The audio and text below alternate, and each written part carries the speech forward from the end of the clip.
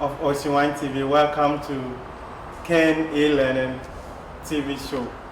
I am Augustine Kujo, and I'm going to be your business management tutor for this morning.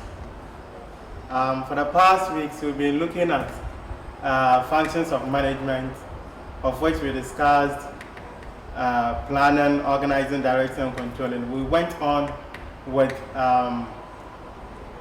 communication, and then I think last week we looked at delegation. Today we are going to look at another important area, that is decision making. And I remember when I was going through planning with you people, we said that planning relates to decision making, of which we should have followed it up. But for one reason or the other, we went on with the other functions. But today we are going to look at the decision making. And these are the objectives for the day. That at the end of the lesson, we expect students to be able to explain the term decision making. And then students should also be able to explain the steps involved in decision making. We expect students, again at the end of the lesson, to be able to state 5 importance of decision making. And then as well be able to distinguish between programmed and non-programmed decisions. The last objective is that we expect students to be able to explain the decisions taken at the various levels of management. Now, let's look at the meaning of decision making. When we talk of decision making refers to the process by which an executive selects one course of action from among possible alternatives for the attainment of a desired objective or as a solution to a specific problem. It's the process by which an executive here refers to someone who occupies a particular position in an organization. It could be higher, it could be at the middle, it could be at the lower level. So that person who occupies a recognized position in the organization has the right or the ability to take a decision. So it refers to those in those positions, and then what they do is that they have a number of alternatives. That is, when you talk of alternative, you are talking about courses of action, options.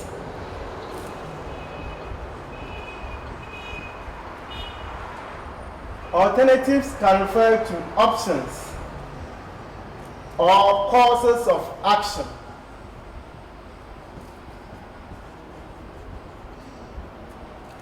So you need to have a number of options or courses of action or alternatives.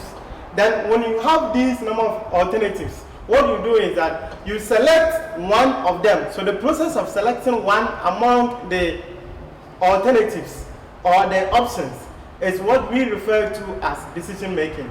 And when you select one, why are you selecting one alternative? You are selecting it so that you can be able to achieve a particular objective. It means that there is a target, there is a goal of which you want to achieve. So what you do is that you make selection, you select one alternative that will help you to get to where you want to get to. So you have the objective, you have the target, and then you select one course of action, one option, one way of getting to the destination. So when you select it and you implement it, at the end, it can lead you to your destination. And apart from having an objective, it can also be to solve a particular problem. Maybe the organization is going through some challenges and you want to overcome the challenges. So you need to take a decision. You need to select a course of action. You need a particular way out, strategy that will take you out of the problem that organization is going through. So basically, that is what decision making is all about. Now we have some steps in decision making. When you are taking a decision, there are some steps that you need to go through as a business. The first step is the identification and definition of the problem. It means that there should be a particular challenge, there should be a particular objective, there should be a particular target or destination that the organization wants to get there, or a problem that they want to solve. So we first have to identify the problem. We need to first know the problem. To identify means that we need to first get to know of the problem or the destination.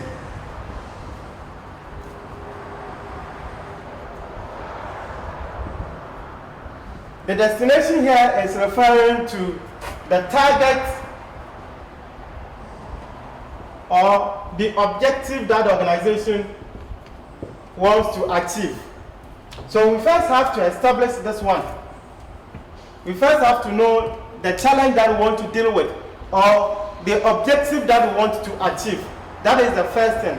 And when you identify it, you have to define it. You have to actually go into it. Look at what it means. For example, you can say as an organization that you want to increase profit by a certain margin, let's say 10%. Now, what does it mean to increase profit? It means that the organization's revenue will have to be increased. So you have to define it. You have to give some small explanation to what you want to achieve or the problem that you want to solve. And that is the first step. So if you're able to identify the problem, then you can go ahead with taking a decision to deal with it. Which also means that if you're unable to identify the problem, you may not be able to deal with it. Because, for example, if you don't know where you are going, you can even get to the destination, but since you don't know that that is where you are going, you can go beyond it. So what we are saying is, if you don't know your target, if you don't know your objective, then it will be very difficult for you to get there.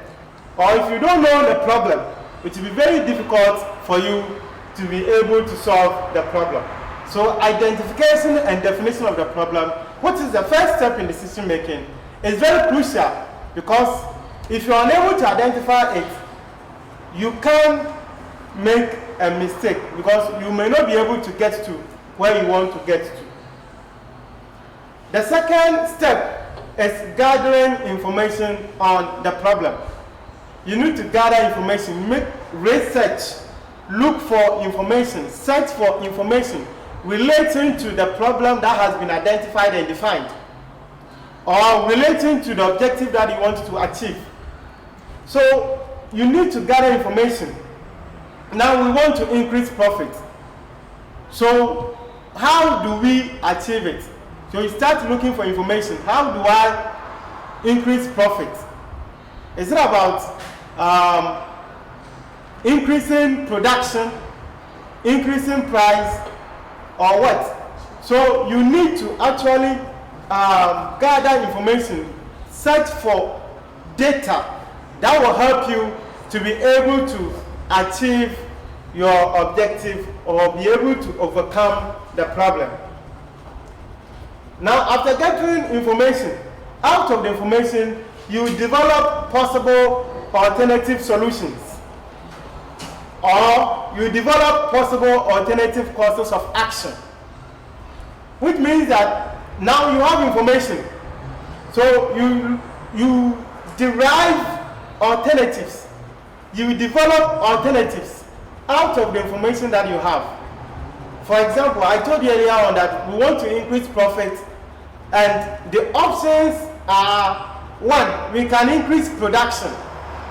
When we increase production and we are able to sell all that we have been able to produce with a certain margin of profit, we can actually increase our profit.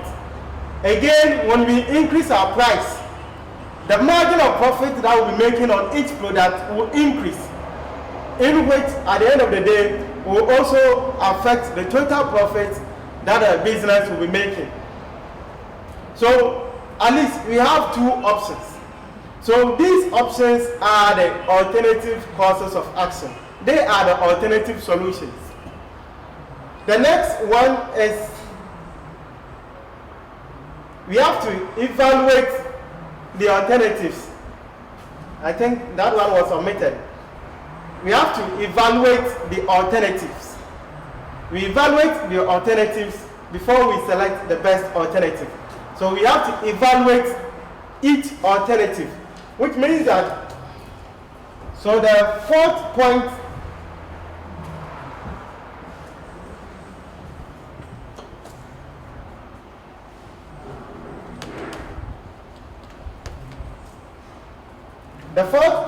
is that we are supposed to evaluate the alternatives.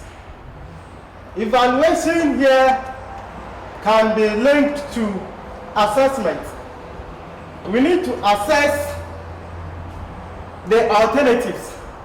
We have to look at the advantages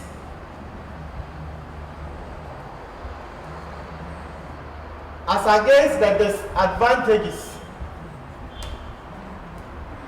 of all the actions.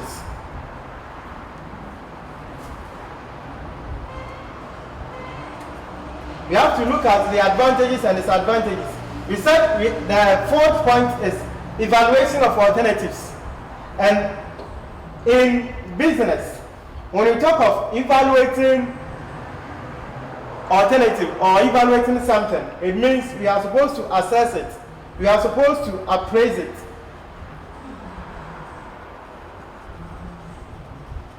So, appraisal or assessment or evaluation refers to looking at the advantages as against the disadvantages. And with this one, sometimes we use the term the SWOT analysis. While we consider the first S, the S is standing in for the strengths. The W is standing for weaknesses. The O there is for opportunities. And the T is for threats.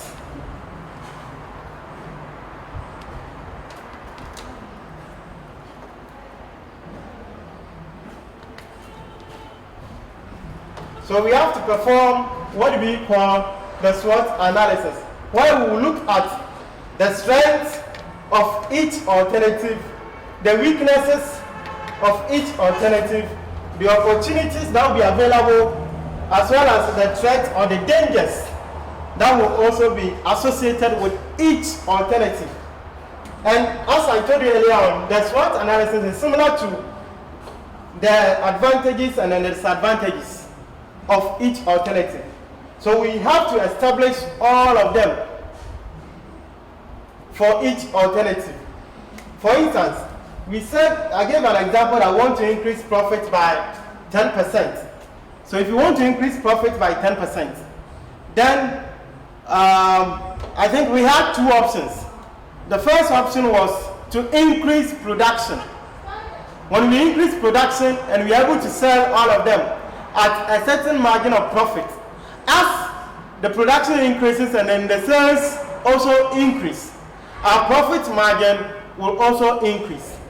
Now, when you pick this option, you ask yourself, what are some of the advantages and then the disadvantages that will be associated with this? The advantage is that when you increase production, at the end we'll be able to supply more goods to our customers. We'll be able to satisfy our customers. And then we'll also be able to make the profit that we want to make. The business will also make a name for itself because a lot of people are buying from the company, of which is going to create an image for the business. So these are some of the advantages associated with the first option. Now you look at the disadvantages.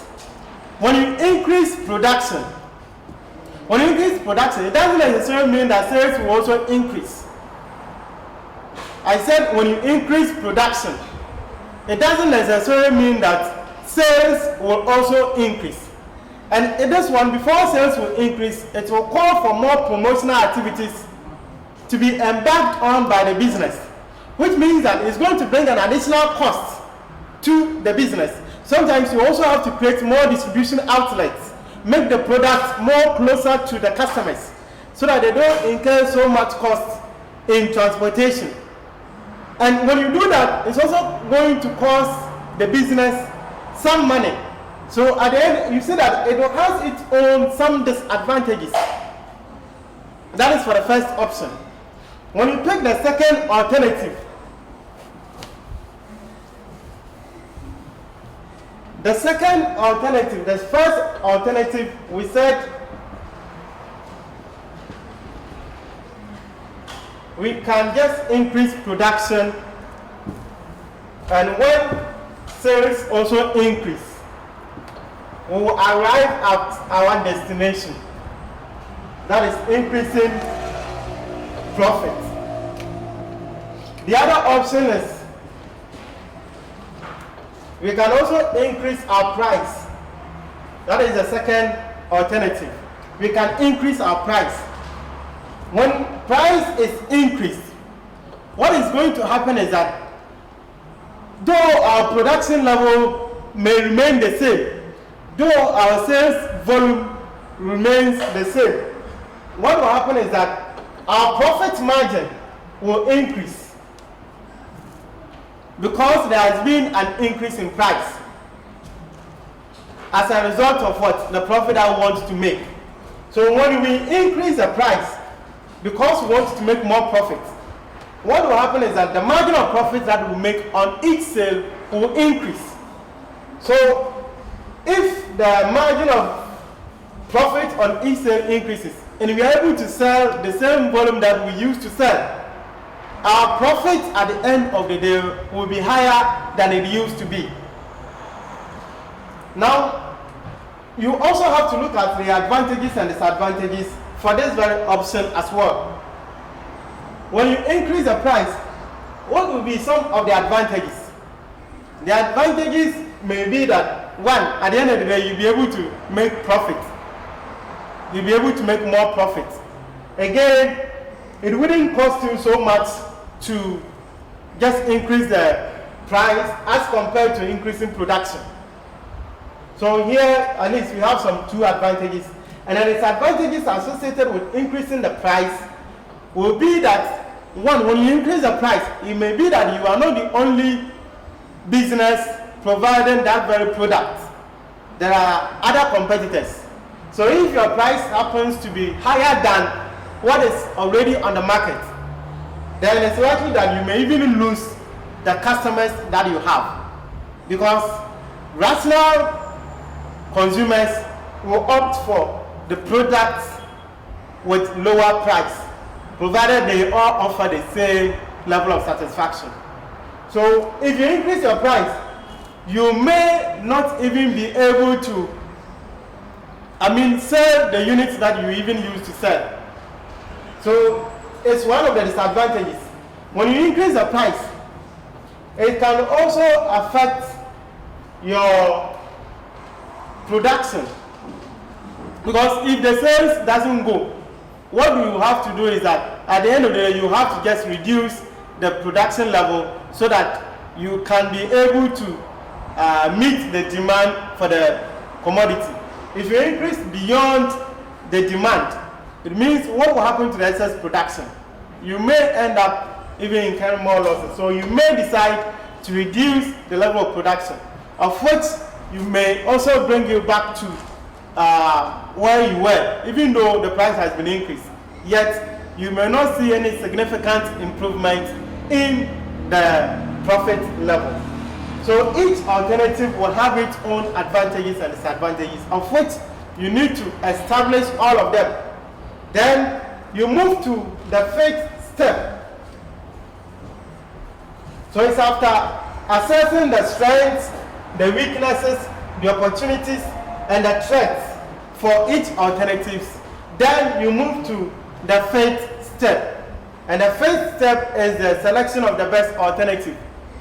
Here we are just going to choose one course of action we are just going to select one alternative that will lead us to our destination. So that is the fifth step.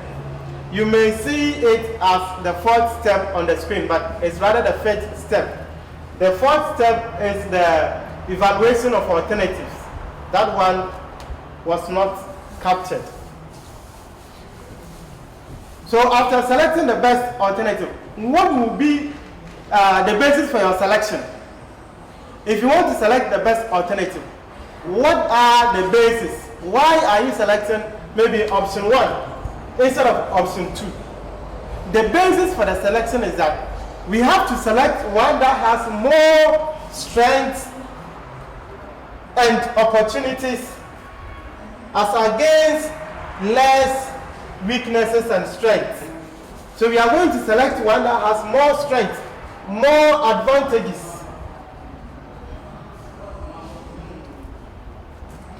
And at the same time has less disadvantages.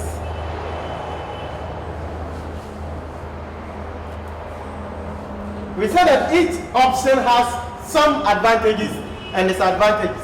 So the basis for our selection is that we are going to select the option that has more advantages and at the same time has less disadvantages. So the one that has more advantages with less disadvantages is the one that we are going to select, or is the one that we are going to pick, or the one that we are going to choose. Now, after choosing, what do? We move to the next step. That is step 6. We have to implement the selected alternative. So we now have to put it into what? Action. We now have to execute the alternative. It's about the first one that was selected. Then we have to go ahead and then put it into action. If it's the second one, you do the same. After implementing it, what do? You do what we call the follow-up, or you gather feedback.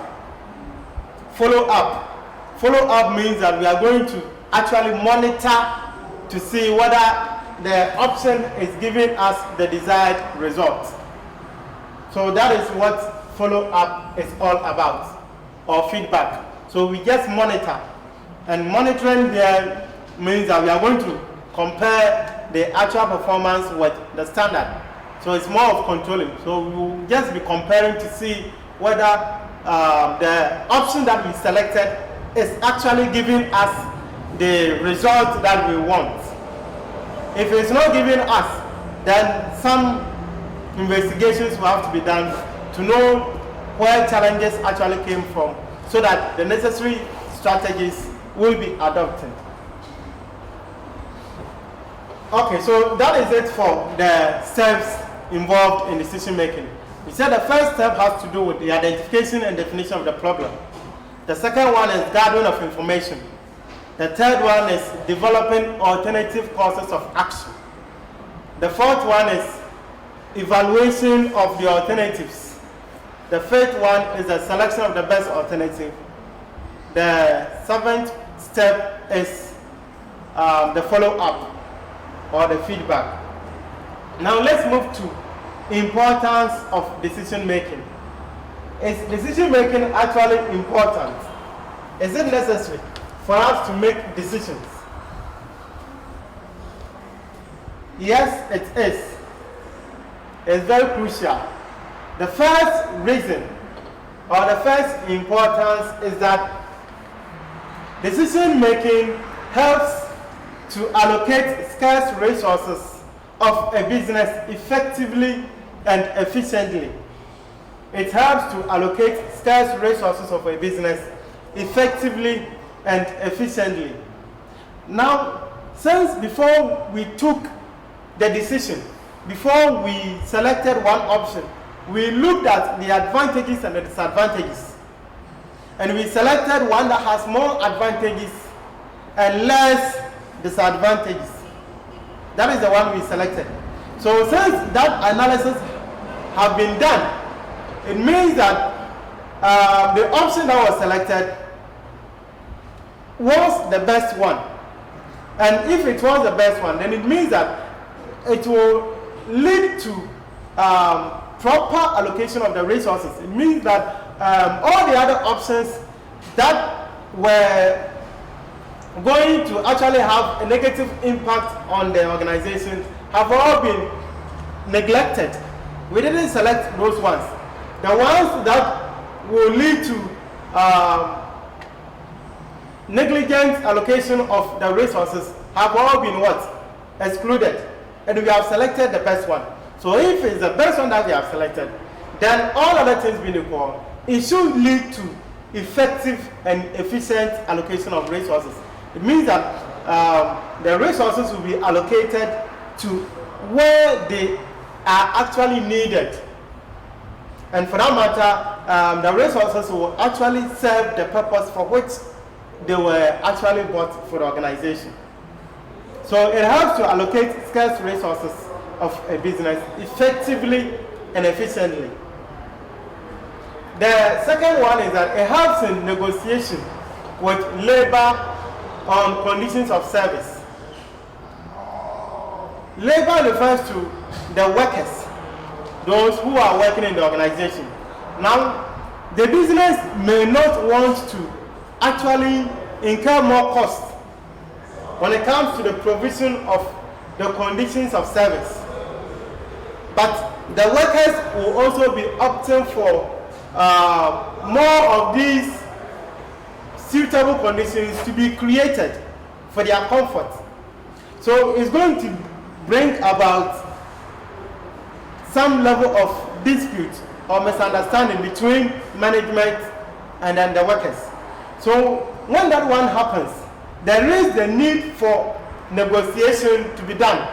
Negotiation here means that management will have to meet with the workers, and then they will agree on some terms of conditions of service. So management will have to meet the workers, and then the workers will give them options. Management will also bring out some options or alternatives. Then what will happen is that management will go back, look at all the alternatives that are available, and then they will select one that will actually, one, help the organization, and then also help the workers as well. So it helps when it comes to negotiations, because in negotiations, a number of options will be given, a number of alternatives will be given, and then management will have to look at the pros and the cons for each of the alternatives, and then select the best alternative. So it helps in negotiation. The third importance is that in marketing, decisions help in fixing prices. Decisions help in fixing prices. When you take a decision, it helps you. If you want to fix a price, it's also a choice that you are going to make. And for that matter, we call it what? Decision. So for you to be able to, set price, you are going to take a decision. You are going to make a choice. Why are you charging 10 cedis for your product instead of 15 or even 5? So 15 and 5 are other options. So why have you chosen to sell the product at 10 cedis? Maybe you have chosen it because with 10 cedis, a lot of people can afford it. With 10 cedis, you'll be making some 1 or 2 cedis profit, which is normal. With 10 cedis, you can actually sell more. So it helps in fixing the price. You may decide to fix the price higher or lower. But the thing is that whether it is high or low, it's also a form of a decision that you have made. So it helps in fixing prices.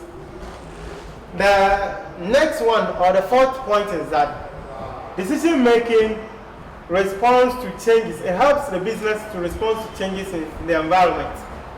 The changes in the environment, when things begin to change, when the environment begins to change, like what we have now, the virus issue, it calls for some decisions to be made by businesses. I said the various issue that we have now, it calls for some decisions, some alternatives to be developed, of which one of them will have to be selected and implemented. Now, businesses are slow. A lot of businesses are collapsing. So what do you do as a business organization? So you need to actually develop some options, and then you select one that will actually help to sustain the business. Some of the businesses, because of the nature of the product or the service that they provide, they have decided to suspend their operations. Why? Because if they should continue, at the end of the day, their cost will even be higher than the revenue that will be coming. And for that matter, it would rather be prudent for them to suspend their production for now until things actually get better. So it's also a form of decision that they have made. One, they have made a decision not to continue with production. There were other options. Other options was maybe to either reduce production or continue with their production. But they have chosen to suspend their production for now. And as I told you, it's a form of what? Decision that they have made. As a result of change in the environment, as a result of the virus that is actually collapsing almost every country. Now, the third point is that good decisions promote organizational image. When you take good decisions, what is going to happen is that businesses will be able to achieve their targets. If there's challenges that they are going through, they will be able to overcome those challenges. And it's going to create a positive image for the business. The community or the society in which the business operates will see the business as a business that is efficient, that can actually survive. So what this one means is that it's going to create an image. On the other hand, if the business doesn't make good decisions, it's also going to create an image, and this time it's not going to be a positive image. It's rather going to be a negative image. When they hear about the business, oh, as for this business, they are this. As for this business, they are that. As for this company, they are this, they are that. So people will just create image concerning the business based on the kind of decisions that the business takes. For instance, if the business actually engages in social responsibility related issues, what will happen is that societies will praise the business. Oh, as for this business, it's good. When it comes to solving societal problems, they are always there. On the other hand, if the business doesn't engage in some of these things, they will say that, oh, this business, they are only there for profit. All they think about is themselves and then the money that they'll be making. So in a way, it's going to create an image for the business. It also facilitates planning. Decision making and planning, they go together. So it facilitates planning. You may have other importance, and as I told you previously, that when it comes to stating importance of some of these topics, it is more of open-ended question, of which you can bring as many points as possible, but make sure that you convince us to accept it. And convincing us means that you need to explain your point for it to look as an importance. That is what we are saying. So you may have other importance which are not part of mine. And I don't mean that you should stick to only this one. You can as well bring those ones, but make sure you explain them. Now let's look at programmed and non-programmed decisions. What's the difference between programmed and non-programmed decisions? When you talk of programmed decisions, they are decisions that are routine and repetitive. Repetitive or routine means that they are actually taken on a regular basis. they are decisions that are taken frequently. So they are taken to deal with problems that occur more frequently. That is what program decisions are meant for. They are taken to deal with what? Problems that occur more frequently.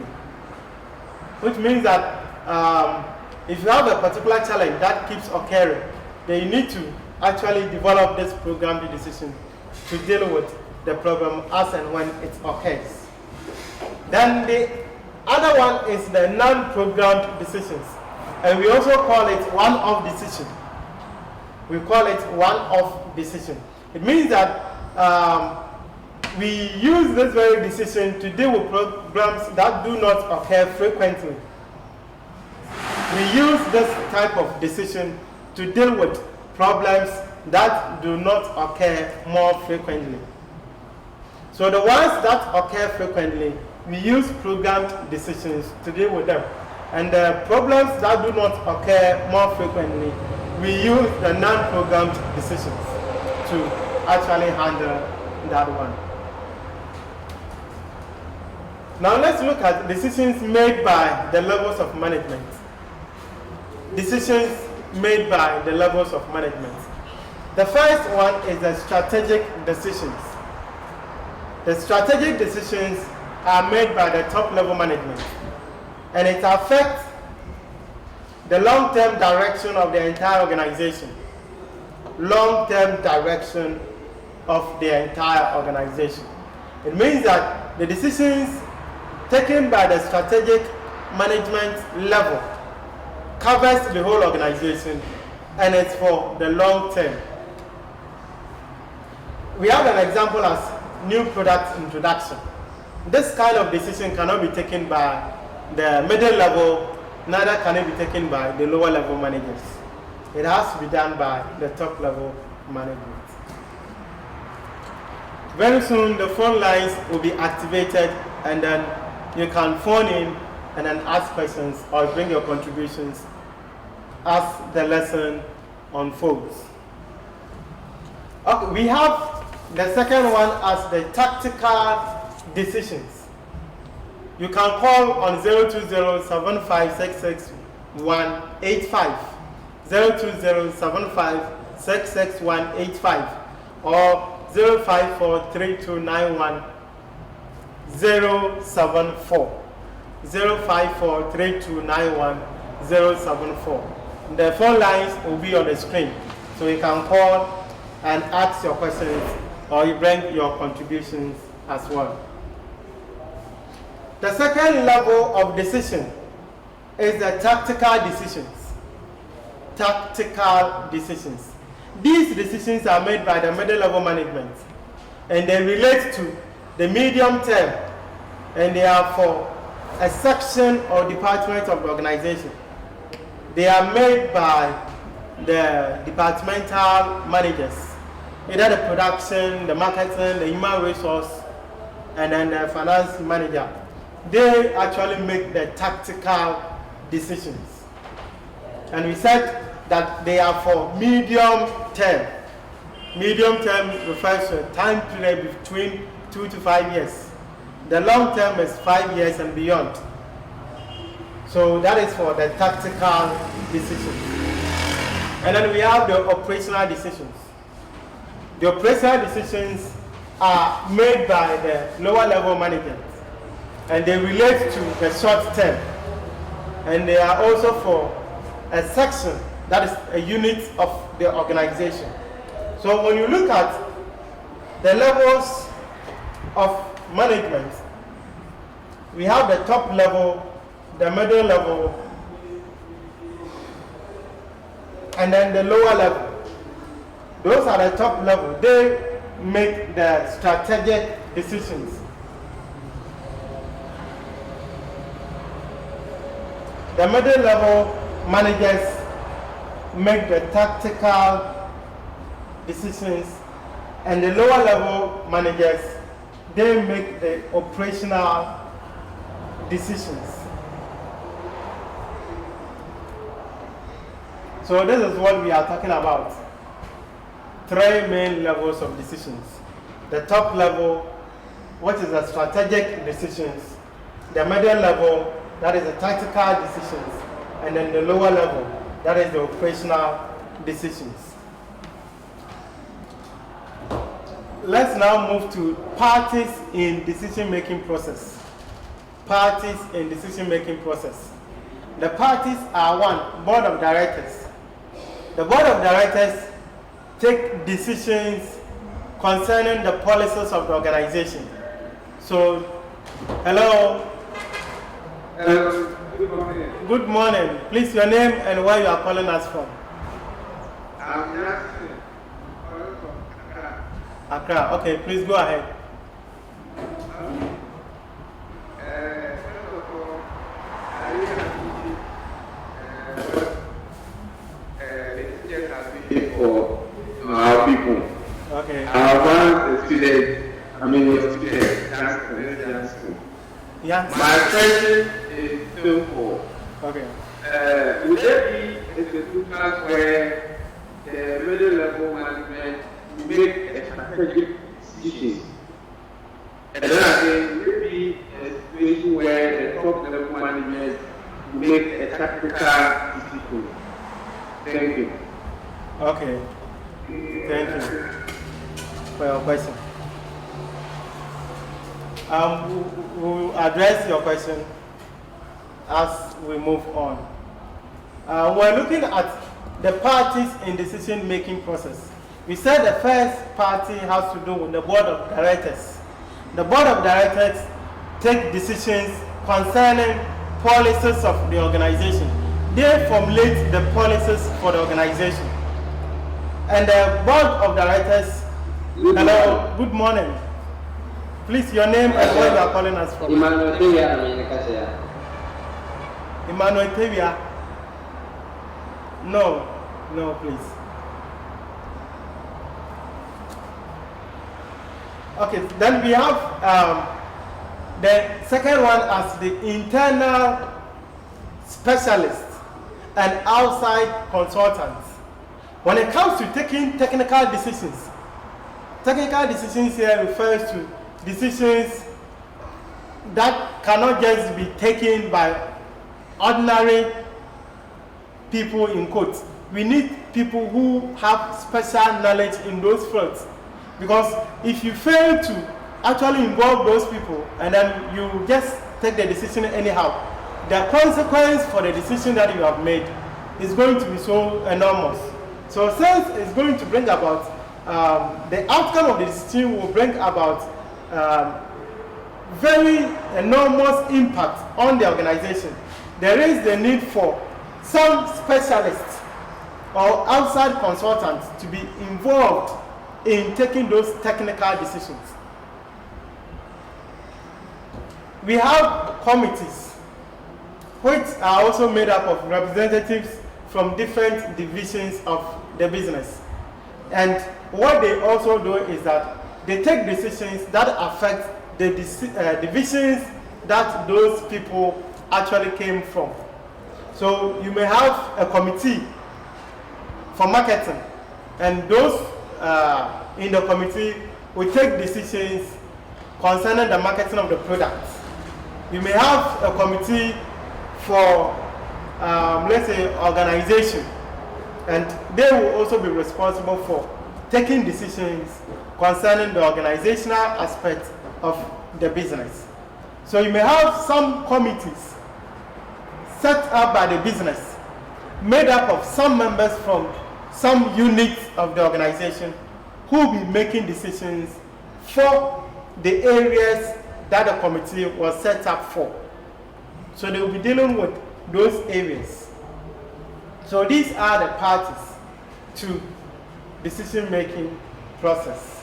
So we have the board of directors, we have the inside and then the outside expertise, and then the committees. Hello? Hello? Good morning. Oh, then please try and call again. We have some trial questions on the screen now. The trial questions are: one, we have to explain the term decision making. We have to explain the term decision making.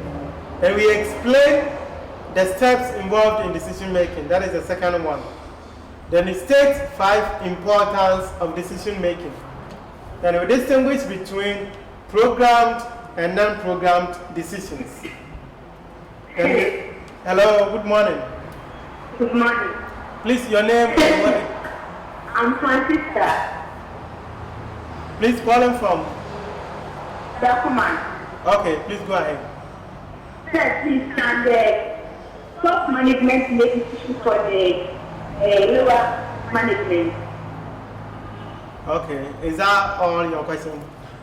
Yes. Okay, thank you. I will address it very soon. So the fourth question is that we have to distinguish between programmed and non-programmed decisions. And the last one is we have to explain the decisions taken at the various levels of management. We have to explain decisions taken at the various levels of management. Now there was a question on having a situation where the top level management will be making tactical decisions. And then the middle level management also making strategic decisions. It will not happen. You can't have a situation like that. Decisions that are taken at the top level management. And with top level, we are talking about the president of the business or the CEO, that is the chief executive officer. We are talking about the chair for the board of directors. Okay, so we can have just the board of directors. Some businesses, instead of having the CEO, may have the general manager rather. That is the GM. So the decisions taken by this group of people is what we call the strategic decisions. So if the decision was actually taken by this group of people, then the decision taken is a strategic one. If the decision is taken by any of these groups, or even all of them, when they meet and then they take a decision, the decision is called a strategic decision. It can never be a tactical decision. I hope you get that one clear. Then we have the middle level managers.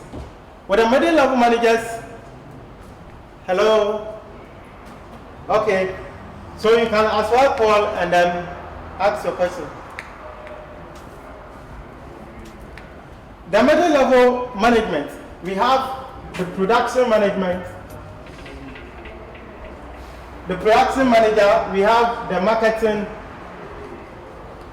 manager, we have the human resource or the personnel manager, and then the financial manager or the accountant or the bursar. So when any of these groups make a decision, the decision that they have made is a tactical one.